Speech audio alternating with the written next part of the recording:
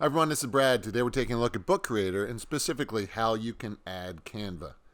There are other apps as well, but we're going to go into the teacher dashboard, select apps, and of course you can see Giphy and Bitmoji, Canva, Google Drive, and then you can see on the bottom the premium ones. What we're going to do here is we're going to select Canva. Now, something to remind you, make sure to select the details and review them. I'll include this in my blog post as well, but you can see the information about Canva for education, as well as the students need, below 13 need parental consent, and they have a consent template, which I'll include as well.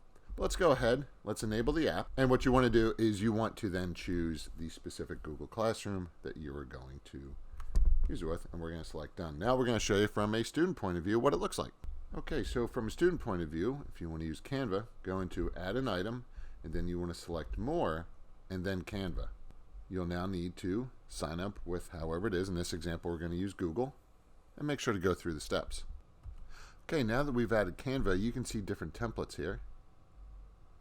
You can search for templates. You can apply these filters if you'd like to as well. And you can see you can even choose languages. If we go into Elements, let's go ahead and type in something like sports. You can see all the different options you have. Everything, photos, graphics, and of course you even have going through the top. You can go through and sort by the specific sport in this example.